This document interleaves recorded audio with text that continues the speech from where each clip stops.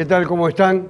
Primero, un reconocimiento, un agradecimiento al licenciado Luis Berezovsky por haber tenido la gentileza de reemplazarme en la anterior edición de Barricada. Y ahora sí, entramos de lleno al programa.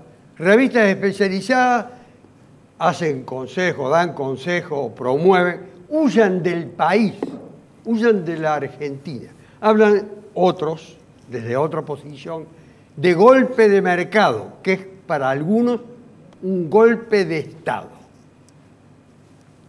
Golpe de mercado. Tantas veces hemos hablado de golpe de mercado.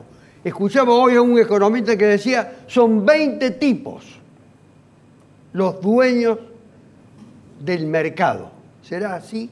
Hay alguien que tiene autoridad para ocuparse del tema, es el fiscal federal Carlos Gonella, que hizo una denuncia cuando estaba al frente de un organismo especializado del Ministerio Público de la Nación, de la Procela, cuando estaba al frente de la Procela, y hizo una denuncia contra los que son los dueños del mercado.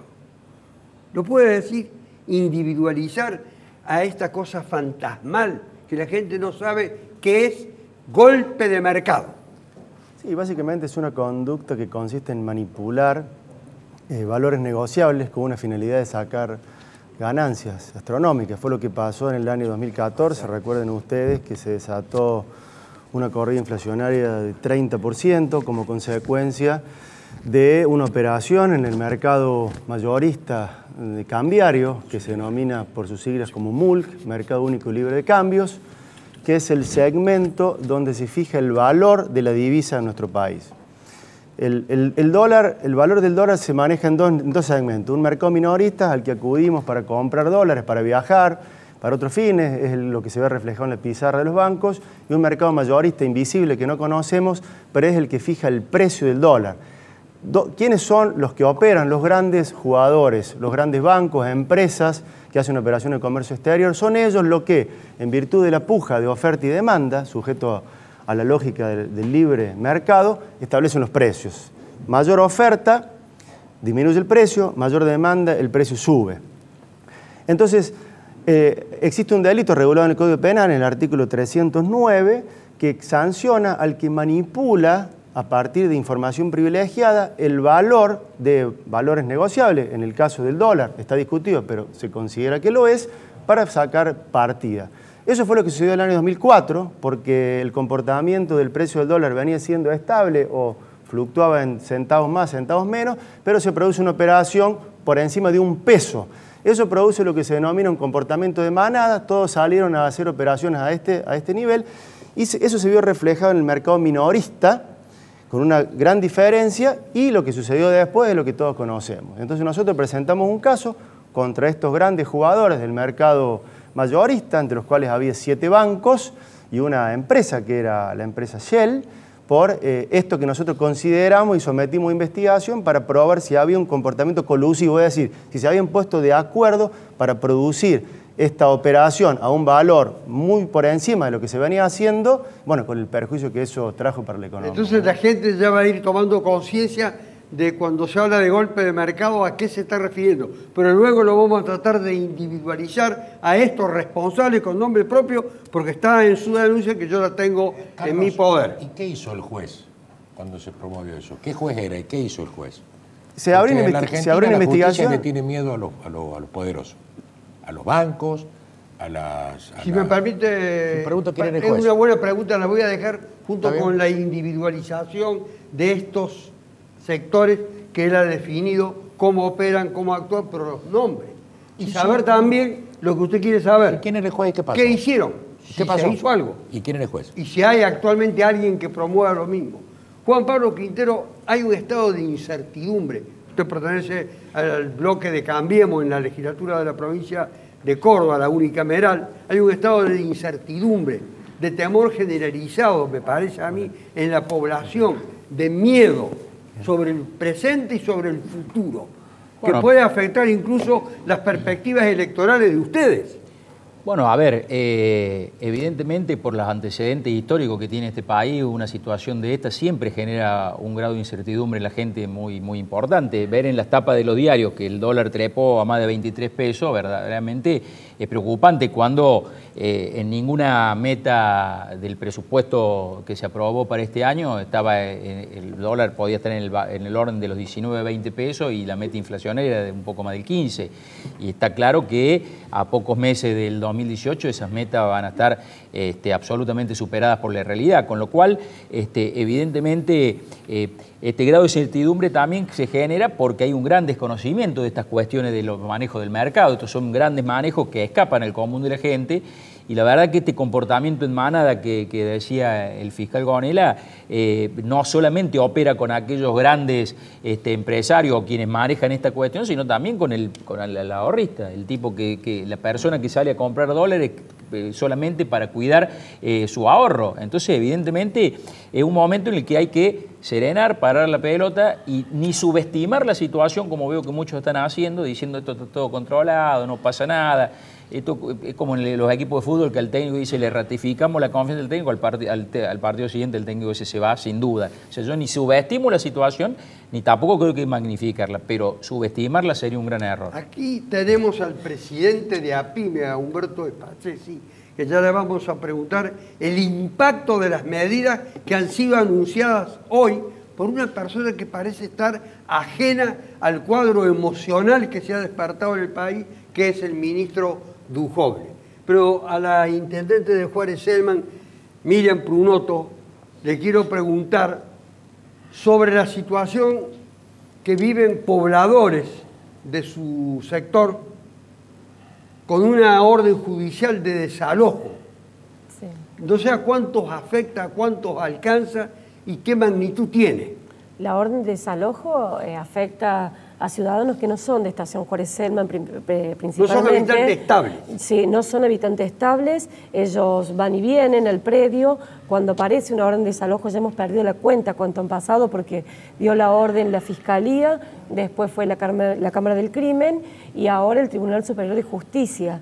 O sea, todos han fallado de que se comete el delito de usurpación y que debe ser restituido el predio a sus dueños originales. En este proceso ya hay un montón de intervenciones del Ministerio de Desarrollo Social de la provincia, del municipio y de todos los actores para tratar de dar solución a las familias que van cambiando. De las originales que teníamos 250 al principio, ya no queda nadie de eso. ¿250 familias o 250 familias afectados? 250 familias. Es lo que, o sea, fue en un momento de un movimiento político importante antes de las elecciones del 2015, donde se acostumbraba a hacer esto de tomar tierras y decir, bueno, después nosotros las vamos a expropiar y van a ser de ustedes. Entonces ahí teníamos familias donde eran propietarias ya, donde ya tenían también, que pasa hoy, ¿no?, que tienen esta ocupación que es ser usurpadores, porque van de una usurpación a otra, entonces no son familias estables y no son de la ciudad. Y los pobladores que la eligieron a usted y los otros, los que no la eligieron, pero que viven allí, ¿qué actitud tienen frente a estos que aparecen teóricamente como usurpadores? Justamente, cuando usted preguntaba a quién afecta, a nosotros nos afecta, a los vecinos de Estación Juárez Celman, al ciudadano común, porque de pronto estamos padeciendo problemas de inseguridad, de violencia, de que hay caminos por los que no podemos circular porque nos cortan y no nos dejan pasar, de que no podemos volver a nuestras casas después de trabajar, de que no podemos ir al dispensario tranquilos porque toman el dispensario, o no puedo ir a la municipalidad porque pasa lo mismo, de rotura del espacio público. O sea, se está tornando violento esto, ya está siendo insostenible para la misma seguridad del ciudadano común, ¿no? Es un cuadro humano y social verdaderamente desgarrador, pero también lo puede ser para los intereses de los sectores de la mediana y pequeña empresa, con las medidas que se han anunciado hoy. ¿Qué incidencia pueden tener, a usted le pregunto, Spazzesi? Las incidencias. El presente y el futuro de ustedes corre peligro más de lo que ha venido corriendo en estos particularmente 2 últimos años. Así es. Tomo esas palabras. Acá se toman grandes medidas macro, como si fueran medidas épicas, y se toma el daño y el sufrimiento de la gente como si fueran daños colaterales inevitables, como diciendo, bueno, esto tiene que ser así. En ese sufrimiento de la gente está el sufrimiento de las pymes. ¿Y por qué hablo de sufrimiento? Porque a veces se quiere hablar de peso más, peso menos, dólar más, dólar menos. Acá lo que está pasando es que la gente se está quedando sin trabajo. La gente se está quedando en la calle. Las pymes están cerrando. Yo te puedo dar claramente hasta datos estadísticos de gente que se dedica a hacer preventa en los comercios. Todos los días los vendedores llevan 5 bajas por día. Cierre definitivo, cierre definitivo, cierre definitivo. Eso no sale en ningún diario. Eso no se registra. Escuchen bien, Spazzesi, no sale en ningún lugar, no tienen la forma de enterarse y además las medidas del gobierno tienen un gran blindaje mediático y muchas cosas, la mayoría, se ocultan. Así es. No solo eso, te doy otro dato más. Las pymes en general no están acostumbradas a salir a cortar la calle, ni a quemar cubiertas, ni a hacer grandes manifestaciones. Están acostumbrados a levantar la persiana, poner el hombro y tratar de llevar adelante su empresa. Yo los invitaría a alguna reunión que tenemos nosotros. Gente mayor que llora ante la situación, que ve la impotencia de no poder subsanar esta instancia que la llaman, entre comillas, como algo coyuntural. Poner las tasas al 40% con una desaprensión absoluta del daño colateral que implica que ninguna pyme puede ir a descontar un cheque porque directamente es entregar la rentabilidad de su empresa y tomarlo como que, bueno, son medidas que no podemos evitar. Desde un punto de vista es inaceptable. Gente mayor que hasta llega a llorar por su cuadro de impotencia. Usted preguntaba, Severín, al doctor Gonel, al fiscal federal, luego de la denuncia que él hizo en el año 2014, ¿qué pasó? ¿Quién era el juez? Me interesaría saber. No sé a qué juez habrá ido a parar. ¿Se recuerda usted? No recuerdo el nombre del juez, porque lo que hizo la Procuraduría de Criminalidad Económica y Lavado de Activos en ese momento en mi cargo fue presentar el caso a la Justicia Penal Económico. Cuando se presenta un caso hay un juez que lleva la causa y un fiscal. Lo que sí te puedo decir, el fiscal Emilio Gerberov fue el que requirió la instrucción, imputó a las instituciones que nosotros habíamos denunciado. No recuerdo el nombre del juez, sinceramente no me acuerdo. No, está bien. No sé en qué estado está la investigación, pero sí se imputó formalmente, se citó a indagatoria y una de las medidas de prueba más importantes para determinar la hipótesis que nosotros presentamos, que hubo este comportamiento colusivo, que se pusieron de acuerdo para presionar al alza, fue solicitar o acceder al sistema de comunicación que es como un chat en torno a las operaciones cambiarias. Es algo muy dinámico esto, están en contacto permanente. No pudimos acceder porque esta empresa es de Canadá, la empresa Reuters, me acuerdo, y no brindó esa información, que era clave, ¿no?, para ver si hubo un comportamiento colusivo. ¿No? ¿Usted está dispuesto a promover una acción de ese tipo, como la que hizo Gonela cuando estaba al frente de la Procelac, si se establece que efectivamente están individualizados aquellos a los que les atribuyen la calidad de provocadores en el mercado de las medidas, no los pequeños ahorristas, los compradores minoristas, etcétera? ¿Sabe una cosa, Carlos? Yo lo veo de afuera como abogado penalista, no como Gonela, Usted siempre lo veo comprometido. No, pero funcionario judicial. Y he llevado adelante 2 grandes causas en Córdoba que no se sabe porque tienen un blindaje mediático. Otro que dice causas que no se sabe. No, la revelamos ahora. No, espere. Son causas que tienen blindaje mediático. Y el blindaje mediático funciona con la cobardía judicial. La cobardía judicial es tremendo a nivel federal y a nivel provincial. A nivel federal, especialmente en Buenos Aires. Gonela se jugó en el 2014 y después no tuvo posibilidad de prosperar. Está bien, yo no estoy criticando a Gonela. Yo estoy diciendo lo que a mí me pasó. Por ejemplo, con el Banco Santander Río y con un estudio jurídico poderoso e importante en Córdoba, en donde la contraparte de la denuncia. El estudio, por ejemplo, pero no es el Banco Santander Río, no personalicemos. El Banco Santander Río, el Banco de Galicia, son el sistema bancario argentino.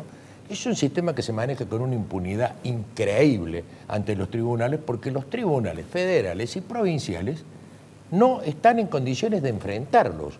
No los quieren enfrentar, les tienen miedo. Acá al poderoso se le tiene miedo y eso está claro. Y usted sabe que yo de izquierda no tengo nada, pero las cosas son como son. Los sectores privilegiados de la sociedad, poderosos, no están pudiendo ser sometidos a examen en sus maniobras ilícitas.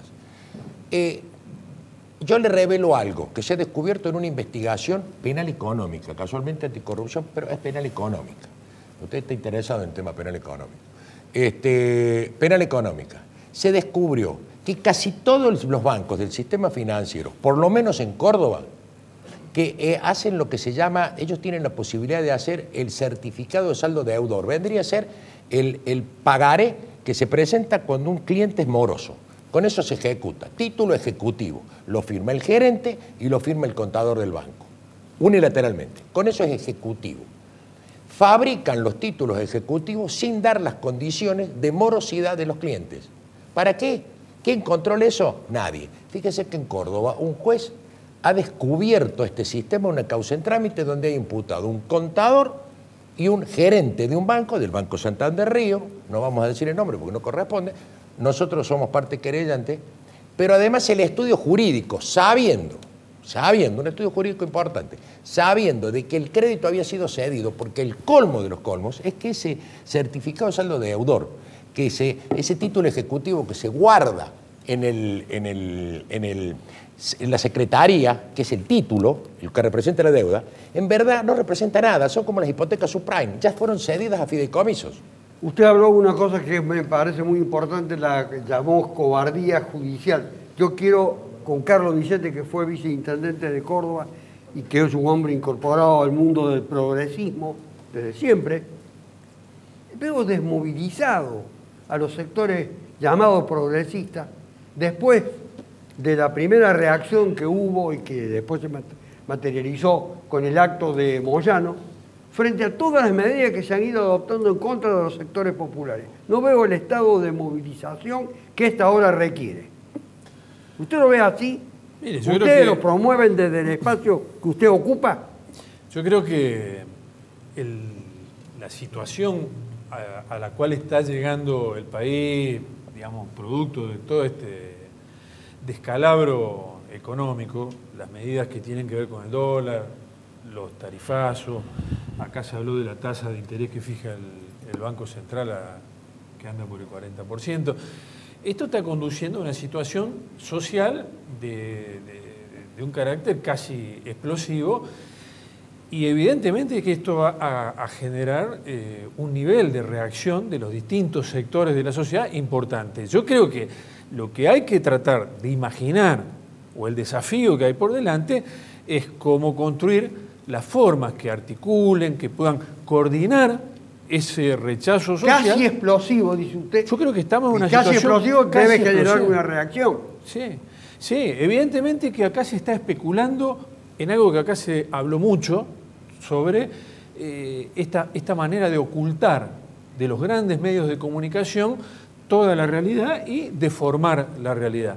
Y creo que se está especulando de parte del gobierno de Macri excesivamente en cierto apoyo político y social y que las encuestas les venían dando favorable. Entonces, creen que cualquier medida económica, cualquier medida financiera va a pasar, no va a tener reacción, no va a tener resistencia. Pero me parece Vicente, que se están equivocando. Eso no es nuevo, el manejo de tratar de manejar los medios, eso del gobierno anterior, claro. el anterior, el actual. Es uno de los grandes problemas de la democracia. Son los grandes argentina, prostitutas, el periodismo argentino es la gran concentración del sistema de medios.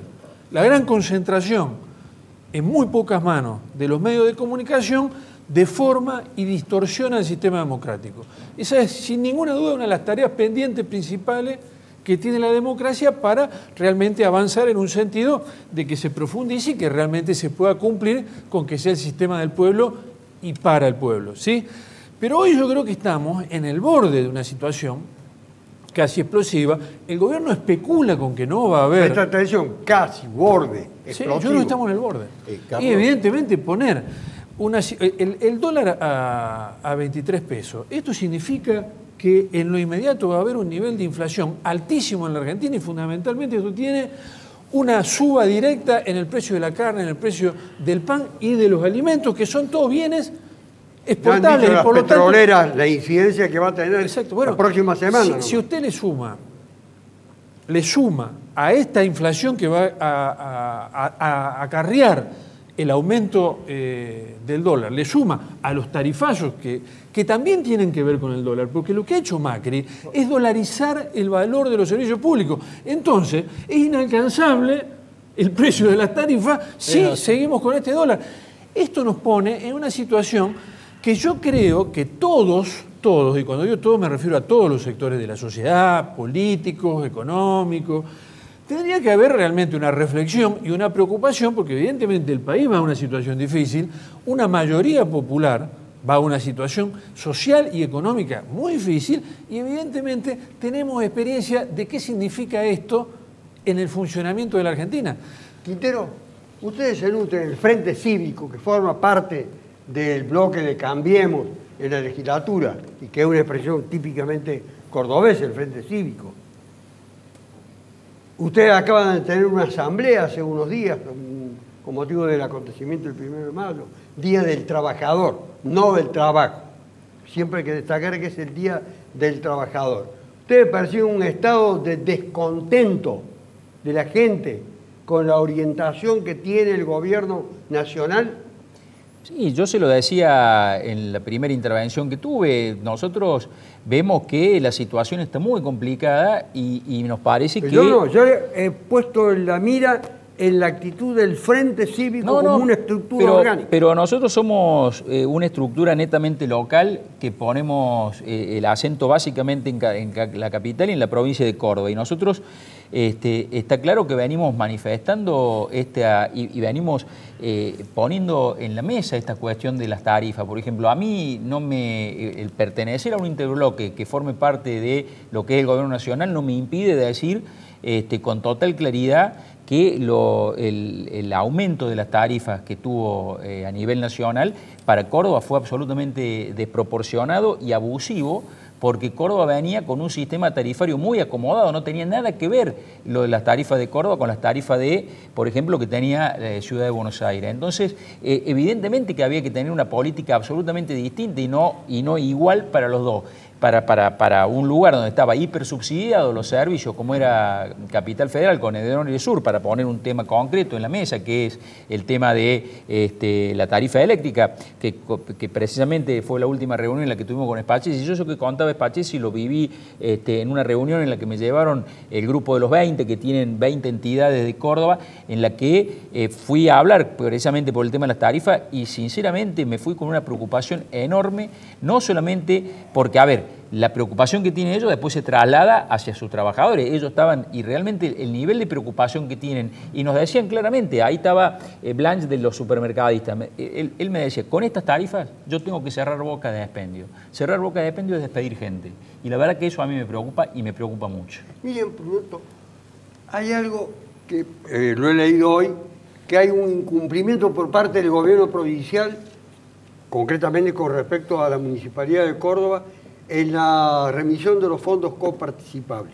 Sí, no solo de la Municipalidad de 9 de Córdoba. meses, lo que se traduce evidentemente en una afectación de la prestación de los servicios municipales. Eso es lo que dice la Municipalidad de Córdoba, que incluso va a llevar con otras cuestiones a un planteo judicial. ¿A ustedes también le incumplen? Sí, justamente eso. No es únicamente la Municipalidad de Córdoba, es a todos los municipios de la provincia.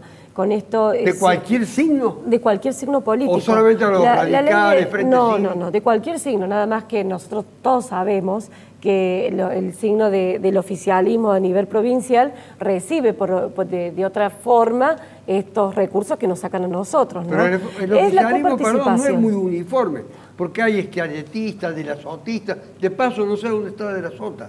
No, eso tampoco. Si alguien de acá sabe dónde está de las otras, me gustaría saber. Vende camisas. No, el tema está en que es para todos los municipios de Córdoba, porque ellos con este firma del consenso fiscal dicen que han acordado de que van a recibir dinero para obras específicas. Y no es la realidad. La ley de coparticipación dice que lo que recibe la provincia, el 80% queda para la provincia y el 20% se reparte por coeficiente según los habitantes a cada municipio.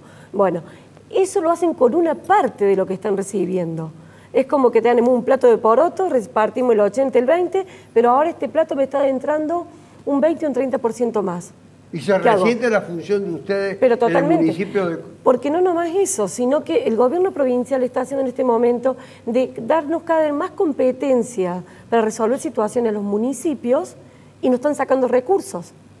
Y con el aumento nos piden que bajemos las tasas. Nosotros los intendentes, los municipios, estamos quedando como los enemigos del pueblo. Y somos nosotros los que estamos en la primera trinchera. A mí vienen y me golpean en mi casa la puerta para pedirme que dé más seguridad, que no nos corresponde, pero sin embargo nos dieron Guardia Urbana Municipal y tenemos que subir gente nuestra, inspectores de tránsito que no son policías, junto a un policía, nos dicen que tenemos que resolver el problema de la lamparita de la escuela, que tenemos que resolver la salud, y todo eso son fondos que cada vez nos van sacando más. El FODEMEP, un fondo que es para el mantenimiento de los edificios públicos escolares, nos han bajado también el coeficiente.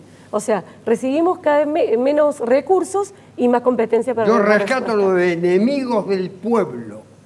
Los propios habitantes de ese pueblo tratan a sus intendentes como tales porque esto no tiene los fondos que la provincia debe compartir en una proporción determinada con esos municipios.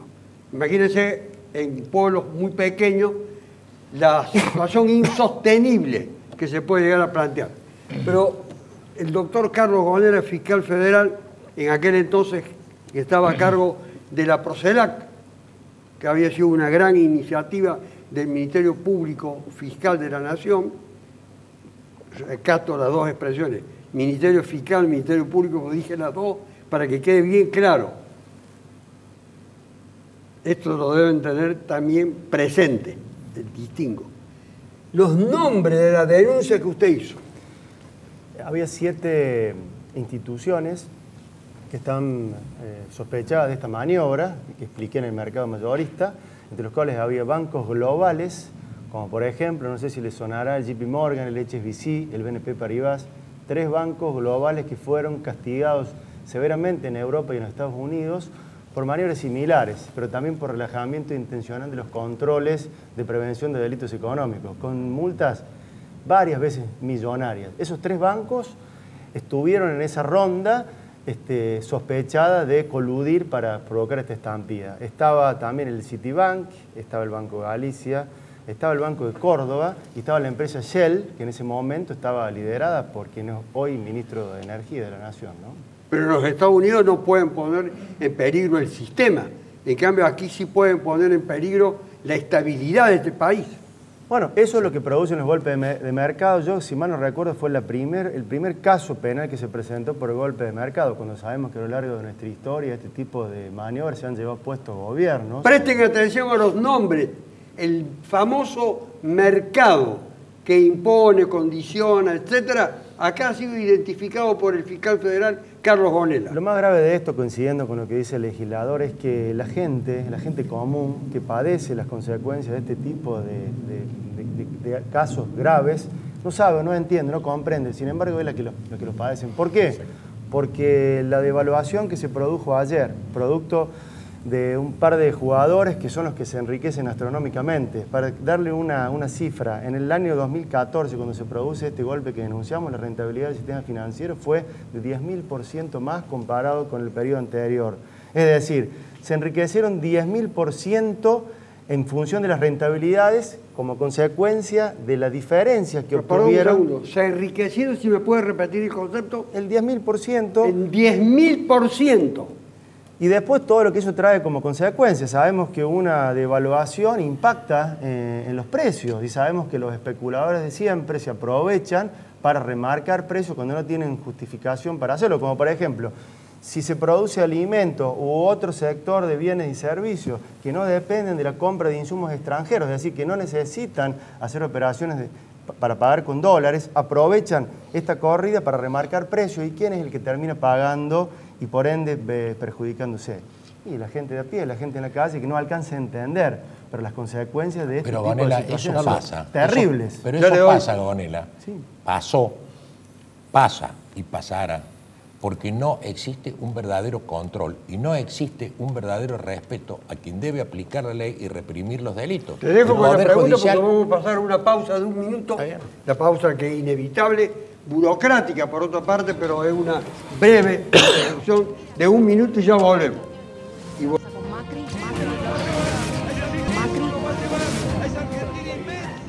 Bueno, ha seguido el diálogo entre los intervinientes en el programa de una manera muy intensa, pero había quedado pendiente de lo que estaba diciendo Severín. ¿Con respecto a qué?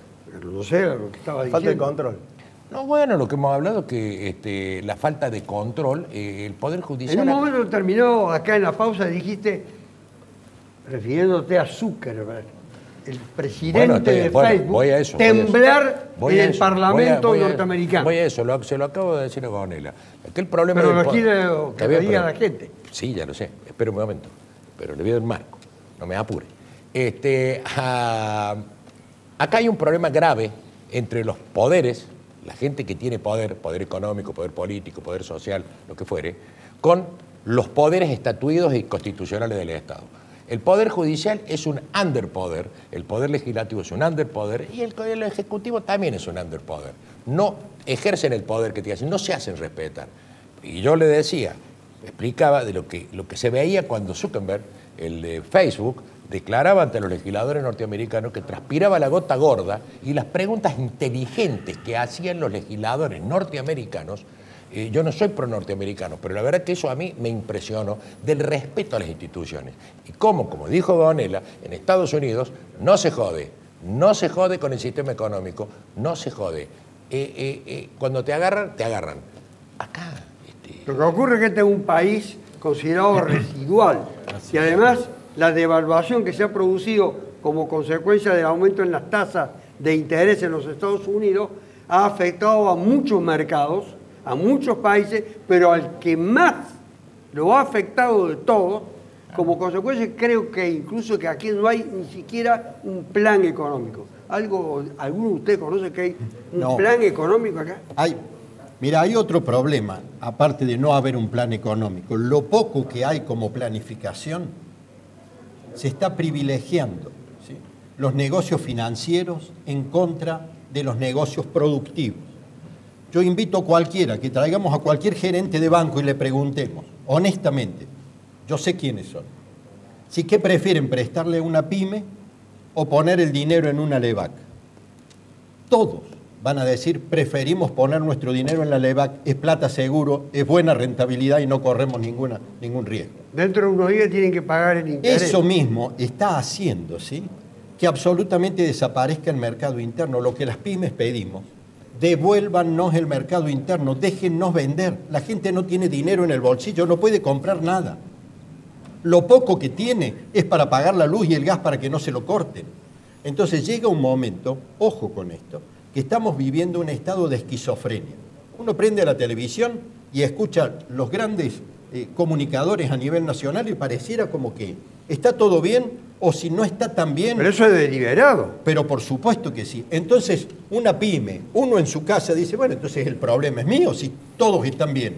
Entonces soy yo el que no sé.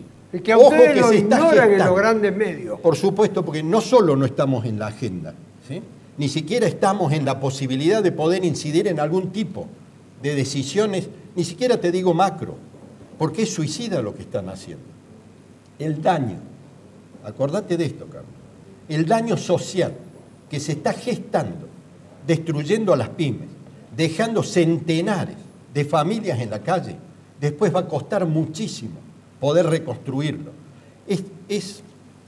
No quiero usar una palabra que sea fuera de lugar, pero realmente la desaprensión con que se está dejando el entramado pyme, que todo el mundo lo dice, genera el 70% de la producción y del empleo, lo están desarticulando de una manera tan desaprensiva que pareciera que no les... desaprensiva, me parece intencional, obedeciendo a un plan metódico.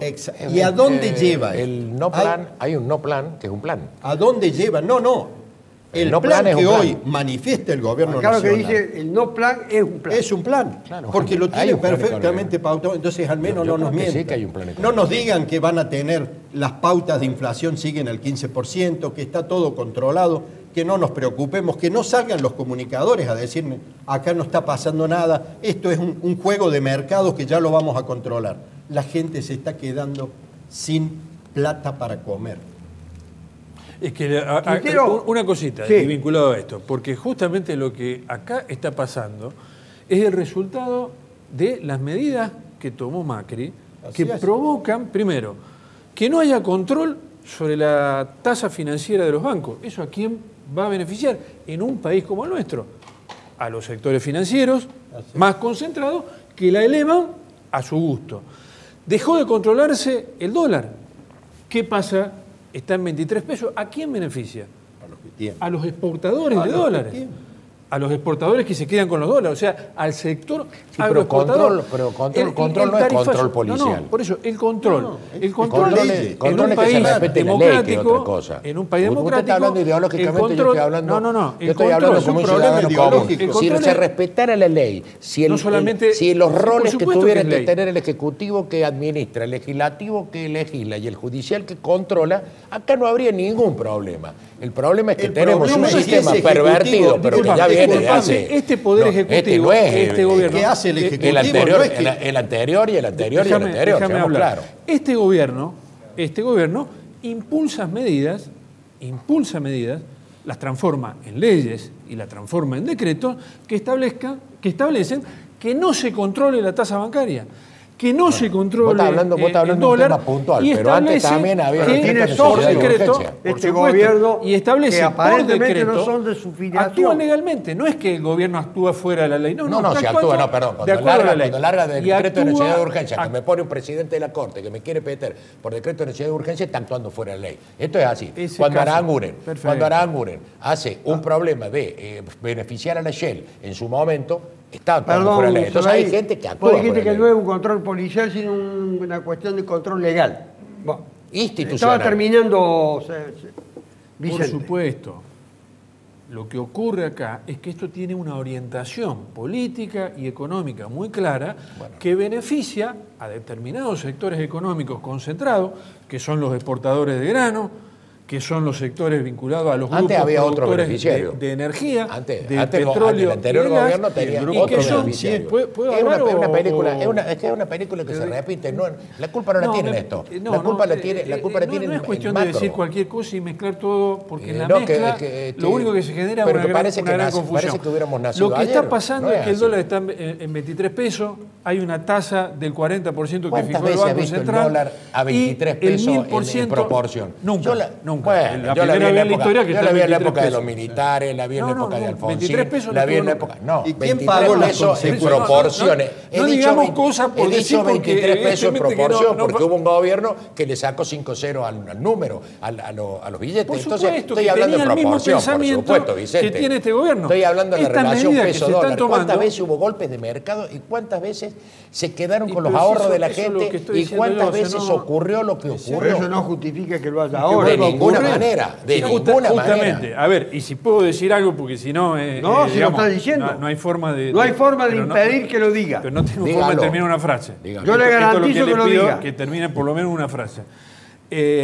Evidentemente que lo que estamos, en la situación que estamos, es ante un golpe de mercado similar al golpe de mercado que hubo en 1989, que se llevó puesto al primer gobierno democrático en la Argentina, que fue el de Alfonsín. Ante semejante situación, que es parte de la historia argentina, es un suicidio que un gobierno, producto de una elección popular, tome las medidas que está tomando Macri en este momento. Porque evidentemente pone al país al borde del golpe de los sectores poderosos de la economía. Llámense agroexportadores, llámense financieros. ¿Qué es más grave en este momento? ¿Por qué? Porque ¿qué es lo que está pasando? Están peleando, están pujando lo del dólar, subirlo son los agroexportadores, están pujando con los sectores más concentrados financieros que quieren subir la tasa financiera. A costa del hambre de la gente. Exactamente. Entonces, la fiesta entre los poderosos y la falta de una conducción política que le dé un sentido político a las medidas que toma este gobierno, la va a pagar la inmensa mayoría del pueblo con una situación económica y social Ojo, que hay tremenda. una convergencia de sectores políticos aparentemente opuestos que tienen una cierta unidad de acción en el Parlamento. Pero que Macri lo que no logra es darle un sentido político, porque ese es el problema. Acá nadie puede saber si el producto de lo que está pasando se van a beneficiar con el dólar súper alto los sectores agroexportadores o va a haber un beneficio de los grandes, de los sectores más concentrados del mundo financiero, que es a lo que hacía referencia el fiscal Carlos Gonella. Esto eso está en puja, en pelea en este momento. Claro. Usted, Quintero, está involucrado en una investigación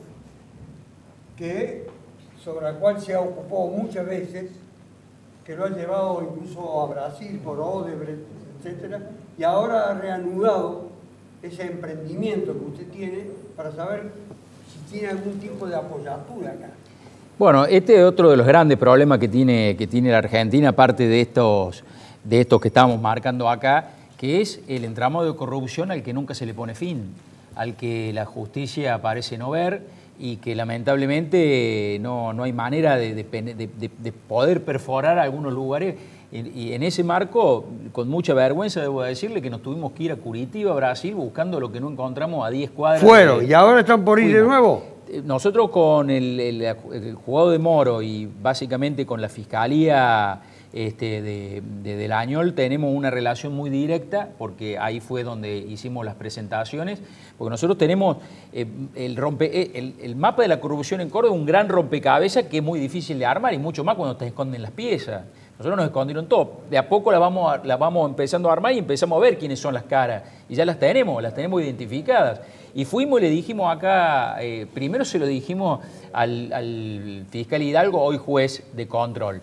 Obviamente archivó la causa, pasó sin pena ni gloria, y esa causa, como todas las que tuvo en sus manos, la archivó. Que está afrontando una denuncia por encubrimiento agravado, por esa conducta y otras más. Después fuimos a Buenos Aires a hablar con el fiscal Rodríguez, que había centralizado lo que era las causas de Odebrecht en la obra de Argentina. Porque fíjese que cuando Odebrecht se abre en Argentina, se abren de todas causas relacionadas con el gobierno anterior, pero este gobierno el gobierno de la provincia de Córdoba, parece que Odebrecht en Córdoba, cuando llegaban a Córdoba, se convertían en decentes. En todas partes del mundo, por donde pasó Odebrecht, sembró la corrupción. Cayeron presidentes, ministros, legisladores. Mire, Carlos, está comprobado.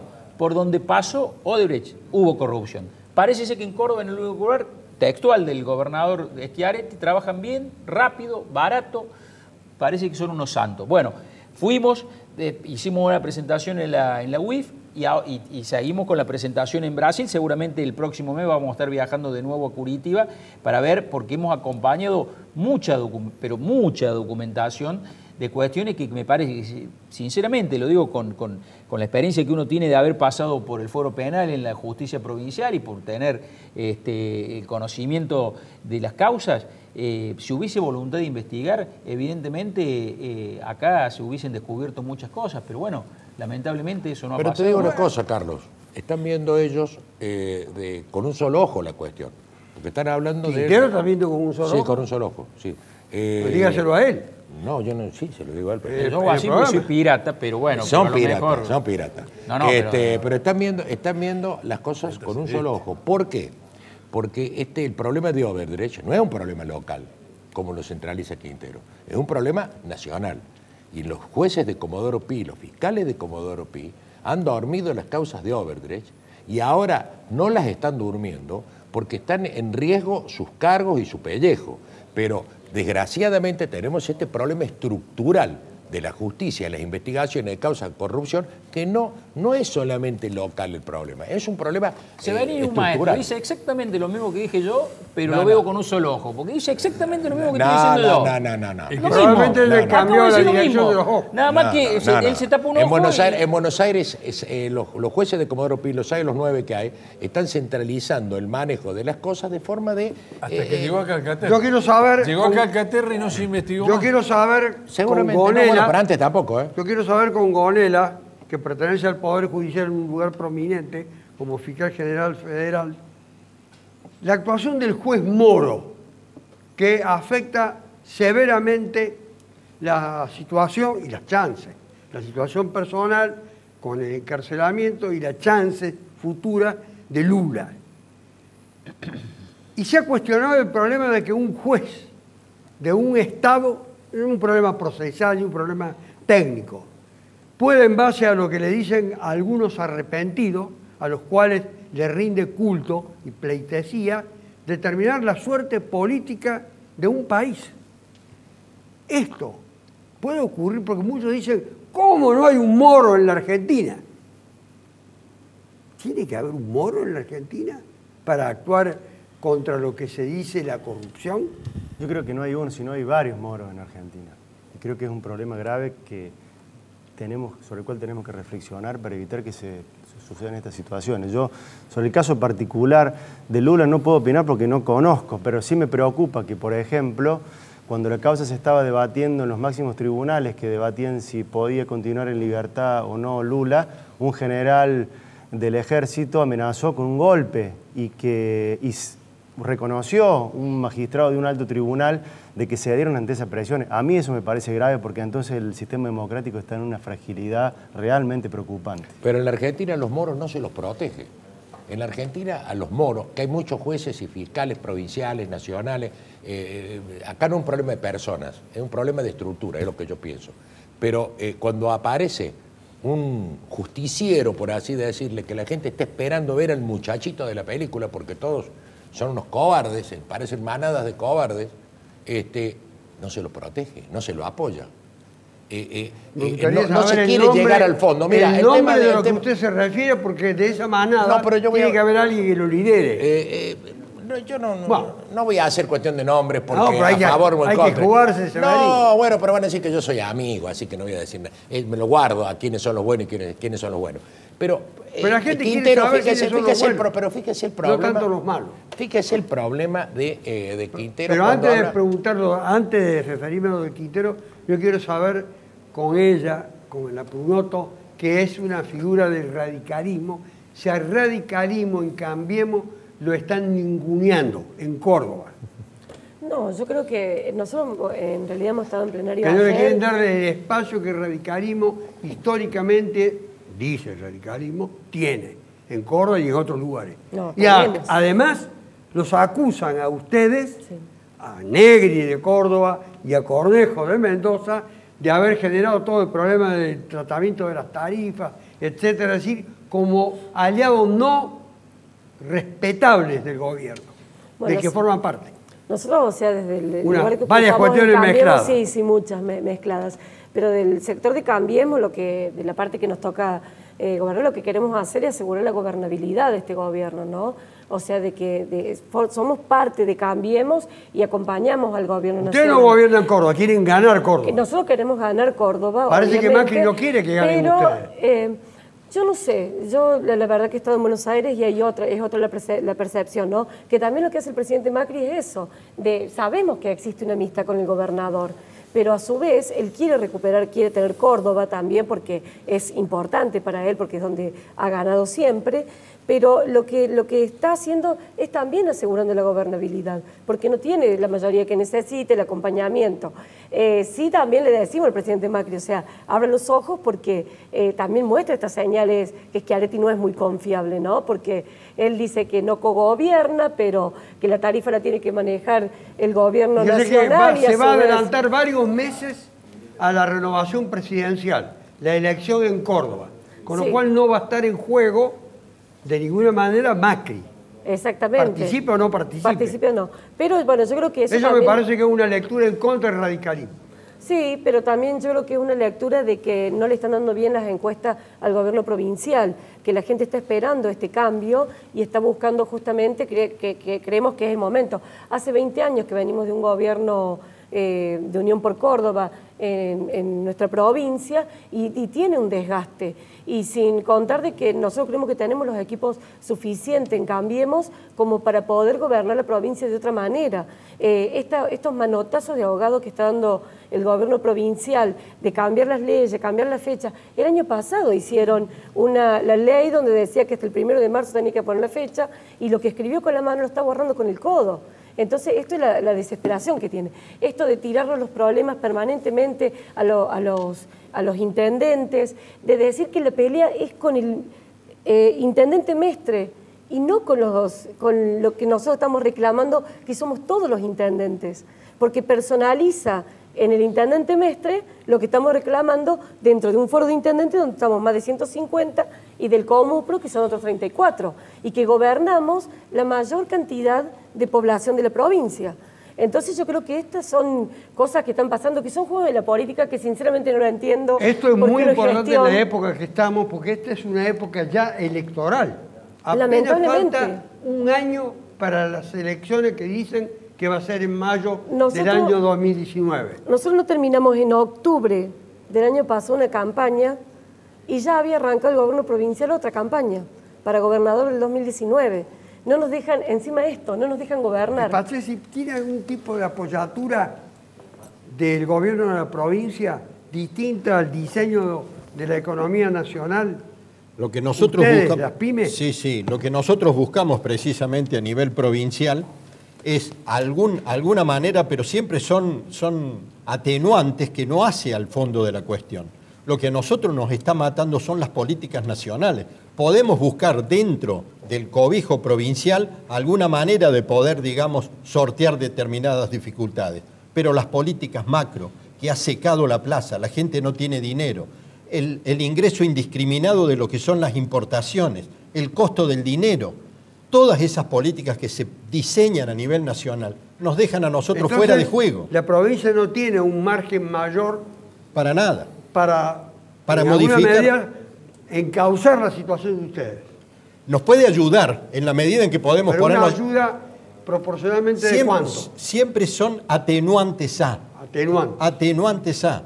Lo hemos buscado, a veces hemos tenido respuestas favorables, a veces no, discutimos, ¿sí?, determinadas, pero al menos hay un marco en el cual podemos llegar a encontrar algún equilibrio. Ahora, donde no encontramos ninguna posibilidad es en las políticas nacionales. Ahí absolutamente no tenemos ninguna posibilidad.